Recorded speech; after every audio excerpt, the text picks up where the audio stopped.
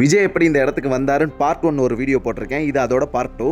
Number 1ல என்ன சொல்லியிருந்தேன்னா அவர் magnet bonding பண்றாருன்னு சொல்லியிருந்தேன். இப்போ நம்பர் 2 என்னன்னா ப்ரீ பிளானிங்னா சும்மா ப்ரீ பிளானிங் கிடையாது, எல்லாமே வெல் ப்ரீ பிளான்டு. அதாவது எல்லாமே பிளான் பண்ணி தான் அவர் செய்யறாரு. பிளான் பண்ணி செஞ்சனால தான் இப்போ அவர் இந்த இடத்துல இருக்காரு. இப்போ எக்ஸாம்பிளுக்கு பார்த்துட்டீங்களாக்கும் அவரோட சின்னம் விசில். அந்த சின்னத்தை முன்கூட்டியே எப்படி விளம்பரம் பண்ணணும்னு அவருக்கு ப்ரீ பிளானிங் பண்ணி விசில் போடுன்னு ஒரு பாட்டை அதுக்காண்டி டெடிகேட் பண்ணி பாடினாங்க.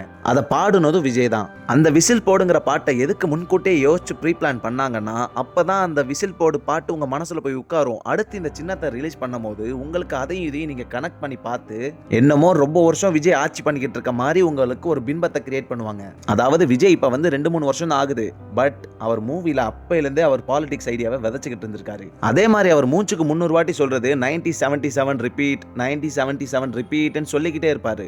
ஏன் தான் அந்த டைம் தான் எம்ஜிஆர் சீஃப் மினிஸ்டரா ஆனாரு.